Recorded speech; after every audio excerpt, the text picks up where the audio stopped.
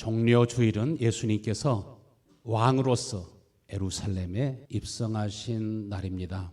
많은 사람들이 호산나 호산나 열광하면서 주님을 찬양합니다. 주님을 높여 경배합니다. 그러나 얼마 가지 않아서 군중들의 환호는 십자가에 못 박으라고 하는 아우성으로 바뀝니다. 주님을 높여 찬양하고 경배하다가 금방 예수님을 모욕하고 저주합니다. 오늘날 많은 성도들의 신앙이 굴곡이 심합니다. 밝아졌다가 금방 어두워지고, 기쁨이 있다가 금방 근심하고 염려하고 걱정하고 두려워하는 시시각각 마음이 요동하는 모습들을 볼 수 있습니다. 예수님께서 고난 속에서도 환난 속에서도 십자가에 못 박혀 죽는 그 순간에도 주님은 어디에 있었습니까? 하나님 아버지가 그 안에 거하시고 예수님은 아버지 안에 거하셨습니다. 고난을 당하기 전에도 예수님께서는 고난 당하실 것을 미리 아시고 십자가에 죽으실 것도 미리 아시고 말씀하셨습니다. 제자들이 죽을지언정 우리는 주님을 변함없이 따르고 변함없이 사랑할 거라고 말씀하시지만은 예수님께서는 제자들의 마음이 변할 것을 아셨습니다. 예수님을 모욕하고 부인하고 저주할 것도 아셨습니다. 여러분, 신앙생활이라고 하는 것은 살아계신 하나님과 함께 사는 것입니다. 예수님의 이름을 가리켜서 임마누엘, 하나님이 어디에 계십니까? 예수님 안에 계시고 예수님은 아버지 안에 있습니다. 신앙생활이라고 하는 것은 살아계신 하나님과 함께 사는 것이고 함께 동행하는 것입니다. 성부, 성자, 성령 하나님과 함께 사는 것입니다. 그러면 인생에 어떤 고난이 오든지 환난이 오든지 핍박이 오든지 죽음이 오든지 가난과 궁핍이 있든지 언제나 변함없는 마음을 가지고 살아갈 수 있습니다. 제자들도 나중에 많은 고난을 당합니다. 환난을 당합니다. 교회도 핍박을 받습니다. 그러나 하나님이 약속하신 생명, 하나님이 약속하신 은혜가 그 속에 있는 사람은 고난을 당해도 환난을 당해도 핍박을 받아도 하나님이 주시는 평안을 결코 잊지 않습니다. 그래서 오늘 본문 12절 말씀에 사랑하는 자들아, 너희를 연단하려고 오는 불시험을 이상한 일을 당하는 것 같이 이상하게 여기지 말아라. 고난이 올 때, 시험이 올 때 내가 그리스도 안에 있는지 그리스도 밖에 있는지, 내가 주 안에 있는지 주님 밖에 있는지, 내가 성령으로 거듭 태어난 사람인지 교회만 왔다 갔다 다니는 종교인인지 금방 알 수가 있습니다. 예수님께서는 마태복음 28장 20절에 세상 끝날까지 너희와 항상 내가 함께 있으리라 이렇게 말씀하셨습니다. 예수님은 밖에 있는 왕이 아니라 만왕의 왕, 만주의 주로서 여러분 심령에 임하기를 원하시는 것을 믿으십니까? 성령으로 우리 가운데 임하시기를 원하십니다. 예수님께서 떡을 떼어주시면서 잔을 나눠주면서 이것은 나의 몸이다, 내 살을 먹어라, 내 피를 마셔라, 이러한 말씀을 전할 때 도무지 사람들이 그 말씀을 이해할 수가 없었습니다. 예수님 말씀을 전하지만은 그 말씀을 이해하지 못하고 많은 사람들이 예수님을 떠나갑니다. 제자들에게 너희도 떠나가려느냐 할 때 베드로가 뭐라고 대답했습니까? 주여, 영생의 말씀이 여기 계시며 우리가 어디로 가겠습니까? 예수님은 여러분 안에 거하실 때 무엇으로 거하기를 원하시는가? 영생의 말씀으로 예수님이 여러분의 심령 안에 살기를 원하십니다. 이 영생의 말씀을 가리켜 믿음의 말씀이라고 했습니다. 이 영생의 말씀, 믿음의 말씀이 우리 속에 계시면 예수님은 오늘도 우리 속에서 살아 역사하시는 것을 믿으시길 바랍니다. 신명기 30장 14절 말씀에 그 영생의 말씀, 살아계신 말씀, 믿음의 말씀이 우리의 입술에 있고 우리의 마음에 있고 우리의 생각에 있고 그 말씀이 우리 속에 있을 때 네가 행할 수 있으리라. 하나님의 말씀대로 살아갈 수 있다 이 말입니다. 그러나 영생의 말씀, 하나님의 말씀이 우리 마음에 없으면, 우리의 심령 안에 없으면 말씀을 듣기는 들어도 그 말씀대로 살아가지 않습니다. 아무리 말씀을 들어도 자기 생각대로 살고 자기 뜻대로 삽니다. 자기가 원하는 삶을 살지 하나님이 원하시는 삶을 살 수가 없습니다.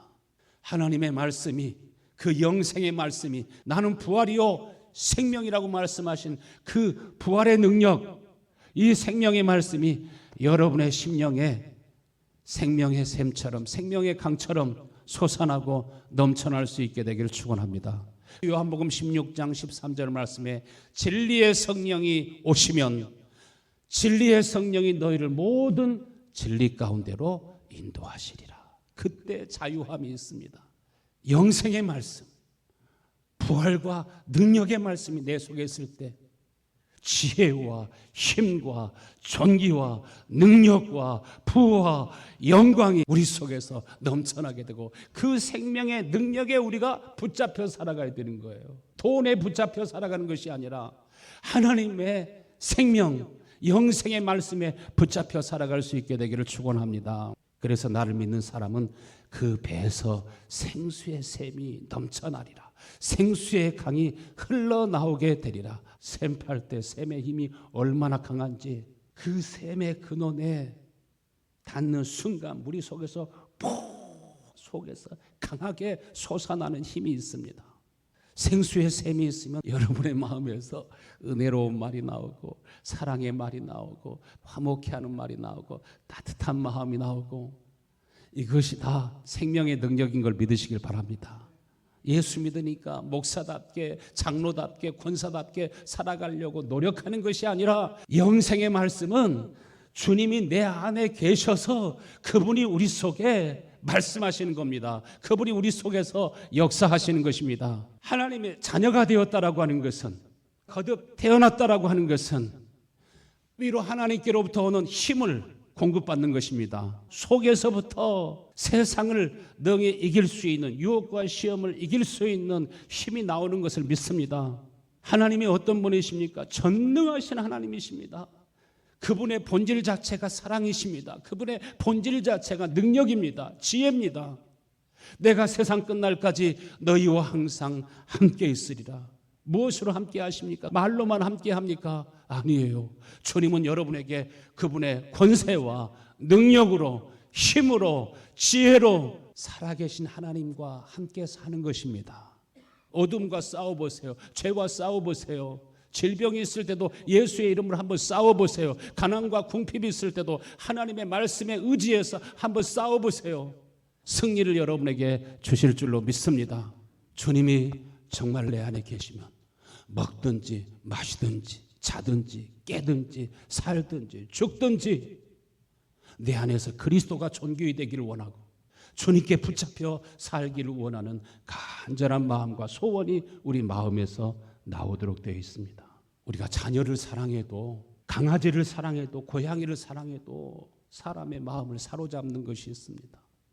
자녀가 태어나면 태어나는 대로 이쁘고 사랑스러우니까 그 자녀를 위해서 최선을 다할 수 있는 힘이 나오는 겁니다. 하나님의 본질 자체가 무엇입니까? 하나님은 사랑이시다. 그분을 알면 사랑할 수밖에 없습니다.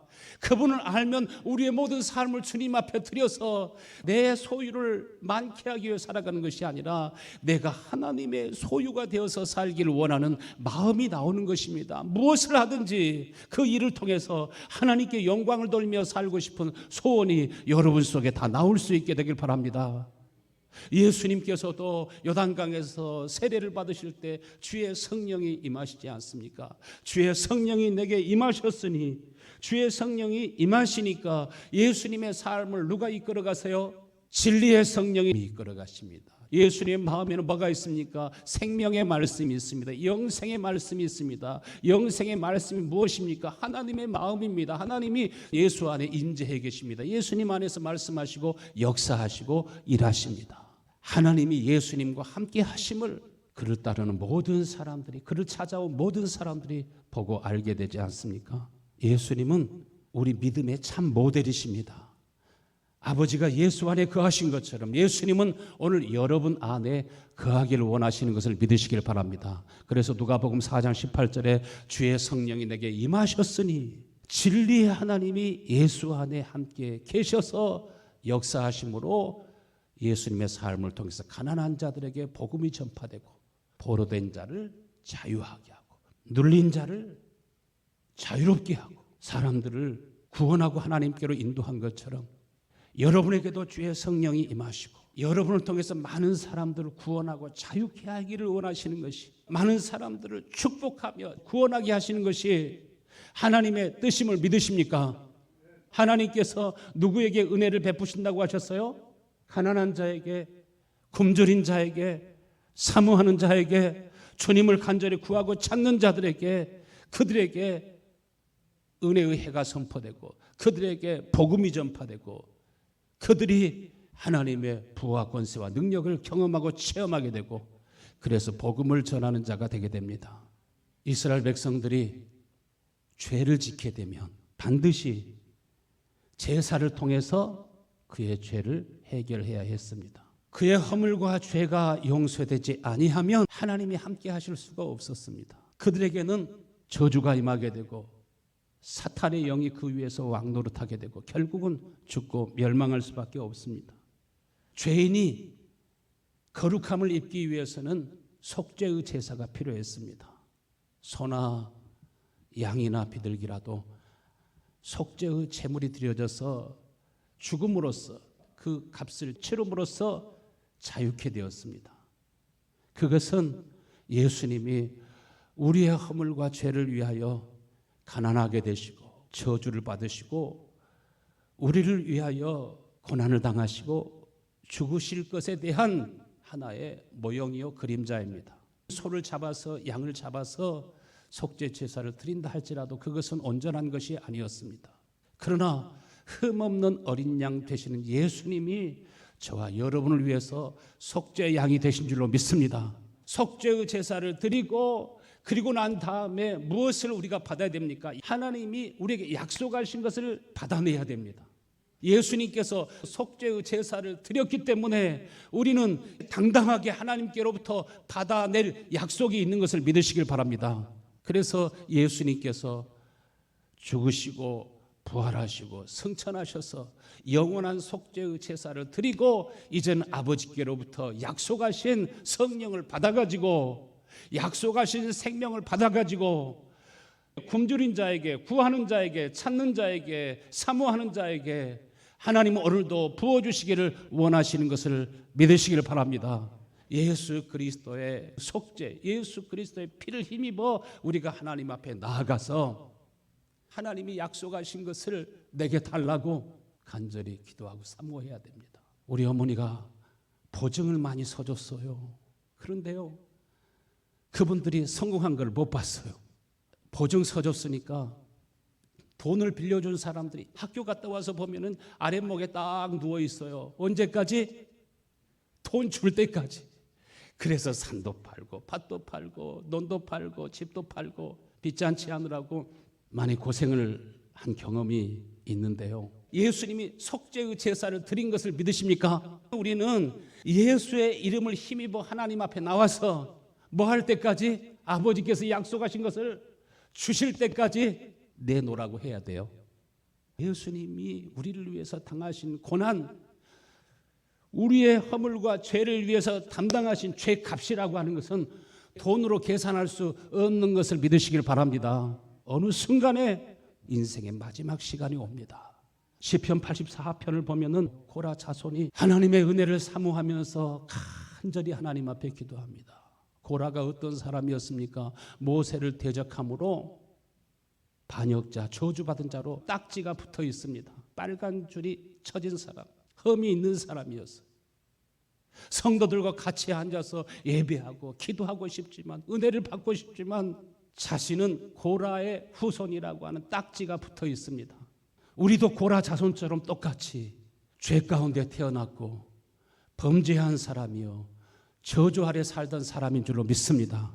그러나 고라의 자손들이 시편 84편 2절에 내 영혼이 여호와의 궁정을 사모하여 쇠약하며 내 마음과 육체가 살아계신 하나님께 부르짖나이다.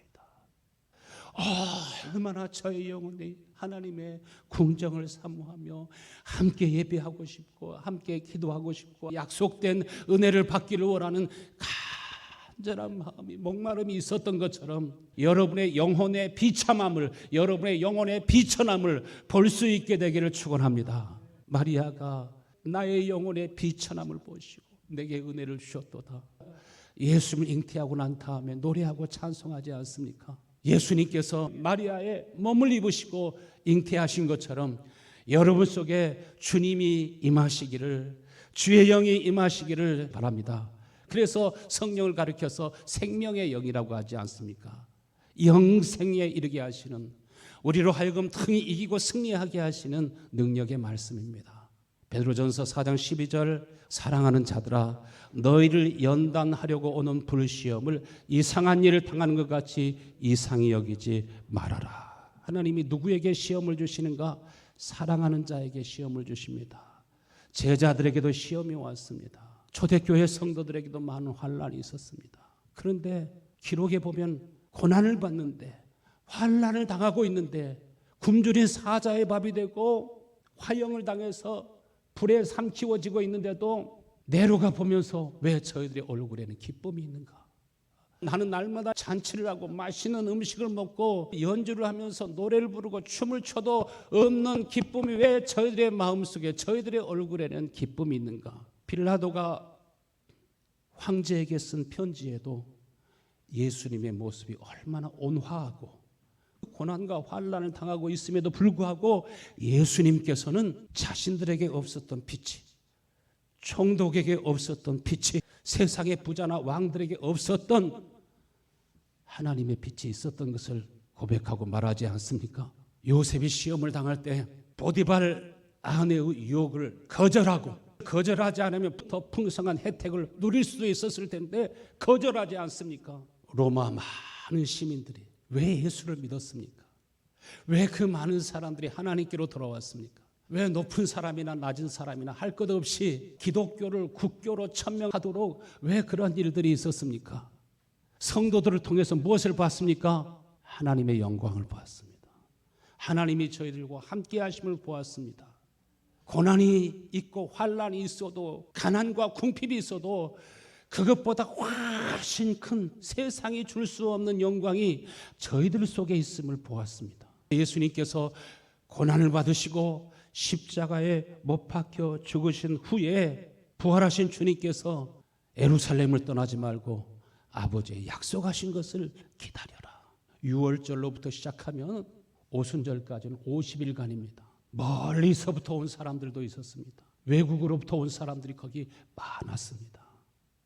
얼마나 할 일이 많겠습니까? 하나님이 약속하신 것은 너무나 귀하니까, 이 기회 지나가면 다시 돌아오지 않으니까 여러분에게 주신 귀한 생의 기회를 지금 붙잡지 않으면 정말 슬퍼하고 눈물을 흘리는 시간이 여러분에게 가까이 올 수 있습니다. 고라와 고라의 후손들을 욕하면서 핍박하면서 뼈를 찌르는 말을 합니다. 얼마나 마음이 아팠던지 저희들의 입의 말이 대적하여 말하기를 내 하나님이 어디 있느냐 이렇게 말합니다. 내 하나님이여, 내 영혼이 내 속에서 낙심이 되므로 내가 요단강과 미살산에서 주를 기억하나이다. 때로는 하나님의 진노가 마치 천둥 번개치는 것 같고 파도의 물결과 같고, 큰 파도나 태풍이나 쓰나미와 같을지라도 큰 태풍 배후에 예수님이 제자들에게 찾아오신 것처럼 잠잠하고 고요하라 말씀하심으로 모든 물결들이 다 잠잠하게 된 것처럼, 죽은 자를 향해서도 나사로야 나오너라 하시니까 새 생명을 얻은 것처럼 주님이 여러분 안에 오셔서 말씀하시기 시작하면 여러분의 심령이, 여러분의 삶이 변화되는 것을 믿으시길 바랍니다. 그러므로 10절 말씀에 내 영혼아 내가 어찌하여 낙심하며 어찌하여 내 속에서 불안해하는가? 너는 내 하나님께 소망을 두어라. 여러분 어디에다 소망을 두어요? 하나님께 소망을 둘 수 있게 되기를 축원합니다. 장로님이 그러셨잖아요. 지난 3년 동안 하루에 10만 불꼴로 하나님이 나에게 복을 주셨습니다. 나는 평생에 재물의 복은 없을 것이라고 생각했습니다. 3천 불이 됐든지 3만 불이 됐든지 10만 불이 됐든지 이것을 크게 여기지 마시고 하나님 앞에 나와서 예배하는 것을 크게 여기실 수 있게 되기를 축원합니다. 하나님 앞에 예배드리기를 기뻐하는, 기도하기를 기뻐하는 복된 마음이 여러분 속에 있게 되기를 축원합니다. 하나님은요, 돈으로 계산할 수 없는 큰 은혜를 주십니다. 글로벌 통계인데요, 점점 살기가 좋아지니까 잠 못 이루는 사람들의 수가 점점 많아져요. 저녁에 아예 잠을 못 자는 사람들도 많고요. 30에서 50%까지 수면 장애예요. 일을 많이 했으면 바로 잠이 들어야 되는데 시간이 없어서 못 자는데, 이발소 아저씨가 이발 기계가 머리에 닿는 순간 끝날 때까지 잠을 자니까 늘 하시는 말씀이, 아유 참 나 좀 주지. 밤에 잠을 못 잔대. 예수 믿으면 잠이 와요. 하나님이 잠을 주신다고 했어요. 평안하니까 세상 근심 걱정이 없잖아요. 이발사가 내 목을 펴가겠습니까? 그러니까 잠이 잘 오죠. 하루에 100만 불씩 벌면은 평안할 것 같습니까? 더 잠을 못 자는 사람이 많아요. 그래서 아스피린이 한 해 동안에 4만 톤 이상 판매된대요. 수면제로 사용하는 돈이 11억 불인가 되더라고요. 내 기도하는 그 시간, 그때가 가장 즐겁다라고 고백했던 믿음의 선진들의 길을 따라가실 수 있게 되길 바랍니다. 기도할 때는 순국선열에 대한 묵념하듯이 하지 마시고, 주님께서 부르짖으라고 했잖아요. 정금이 어디에서 만들어져요? 영광로 속에서 만들어지잖아요. 우리 스스로를 연단하고 우리 스스로를 다그쳐서라도 하나님 앞에 기도하는 복된 여러분이 되실 수 있게 되기를 바랍니다. 예수님에게 하나님의 성령의 기름 부음이 있으니까 그는 왕으로서, 선지자로서, 제사장으로서 그 직무와 사명을 온전히 감당하지 않습니까? 두 번째, 고난 속에서 하나님이 함께 하심을 경험하고 체험하려고 하면은 어떻게 해야 될까요? 13절 말씀, 오히려 너희가 그리스도의 고난에 참여하는 것으로 즐거워하라. 이는 그의 영광을 나타내실 때 너희로 즐거워하고 기뻐하게 하려 하심이라. 주님은 그의 영광을, 그의 아름다움을, 그의 생명을, 그의 부유함을 여러분 속에 오셔서 여러분에게 나타내 보여주시기를 원하시는 것을 믿으시길 바랍니다. 이것을 누가 지금 선포하고 있습니까? 베드로가 그렇게 말씀을 전하고 있습니다. 어려움을 당할 때, 고난을 당할 때 그것을 이상한 일을 당하는 것처럼 이상하게 생각하지 말고 그리스도의 고난에 참여하는 것으로 즐거워하라.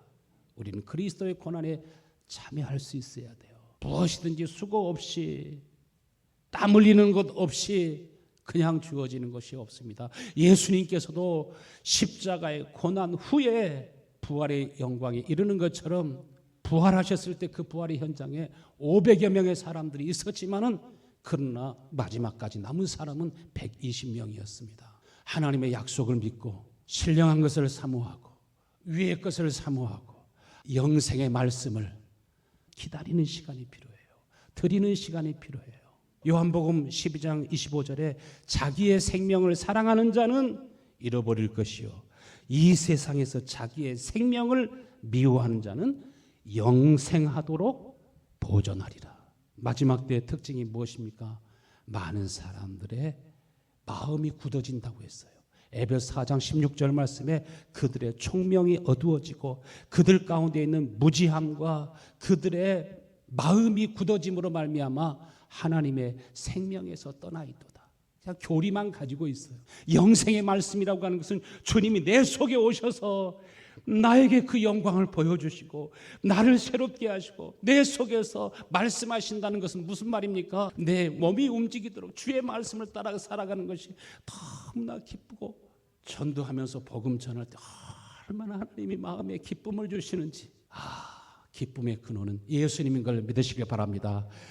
베드로전서 4장 14절에 그러므로 너희가 그리스도의 이름으로 치욕을 당하면 복 있는 자로다. 영광의 영 곧 하나님의 영이 너희 위에 계시겠습니다.